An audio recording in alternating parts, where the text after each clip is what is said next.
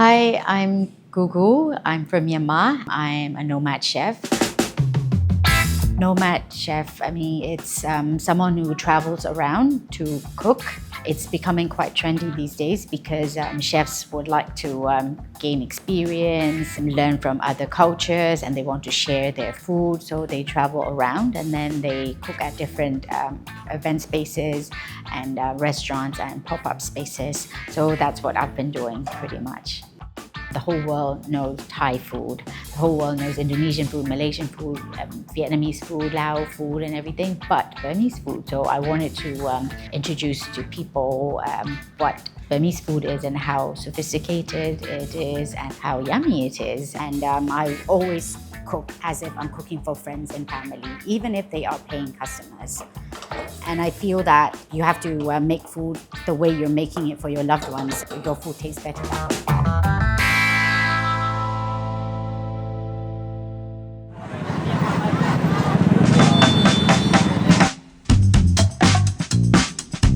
I normally come here at night because it's definitely cooler. I find the products, especially protein, they are a lot fresher at night. So I would come here at around midnight. It's very, very easy for me to find all the right ingredients here. Thai and Myanmar cuisine, they're pretty similar actually. Even Thairath, for example, we have a very, very similar type of shrimp paste or fish paste. All the veggies, all the herbs and spices are somehow, I would say, 80% similar.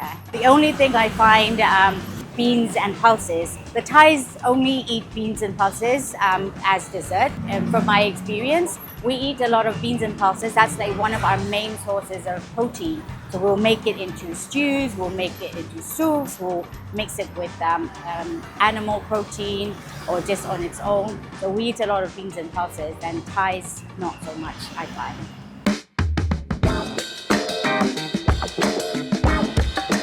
Hello, hi. Hi, Vina. How are you? I'm good, Welcome to Every's COVID 39. Thank you. So good to be back. I prepared pork curry, a cross between a curry and a stew, and because it has slight similarities to Geng Hang Le, Burmese food in one word would be balanced. So there's something fatty and then there's acidic or astringents to cut the fat, and then a soup or a broth, and we eat everything in one go. My grandmother was an amazing cook. The pork stew, for example, that's one of her top dishes. My grandmother was Anglo-Burmese. Her cooking style had a lot of kind of Western influences as well, slightly kind of westernized curries and all that, and then some very, very traditional Burmese dishes too.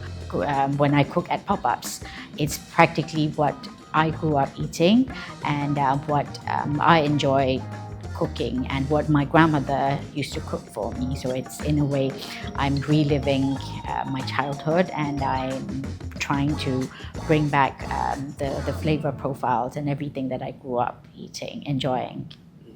So I started learning all the recipes and everything, and then COVID happened. So during COVID, I was cooking a lot online. When everyone was making sourdough breads and banana breads, I was recreating ethnic cuisines at home, and then I was posting photos online, sharing recipes with friends from all over the world. And then, of course, we had the military coup, so things just stopped completely.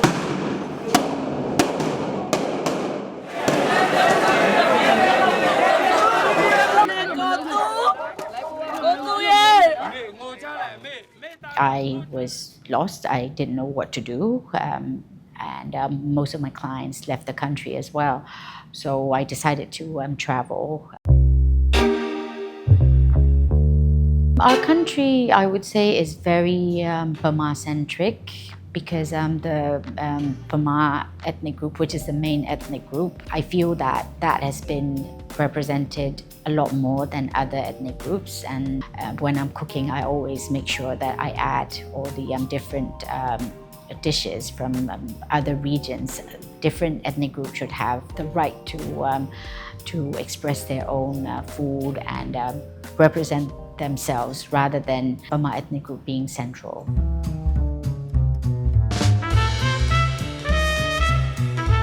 I always cook with love because love and metta I find is the most important ingredient, whether I'm cooking for family or for my guests. I always make sure that I have a very calm mind. I personally feel that it shows. So no, I still don't know how to do, I don't know, foam or all the sophisticated techniques. The best compliment that they can give me is that it took them right back to when they were in Myanmar. So that's the best compliment. Burmese food is so much more than oily curries. Even mohinga, which is our version of Khanom Jin. We have so many different regional variations of Khanom Jin. It's very diverse and it's very good. So find a Burmese restaurant near you and give it a try.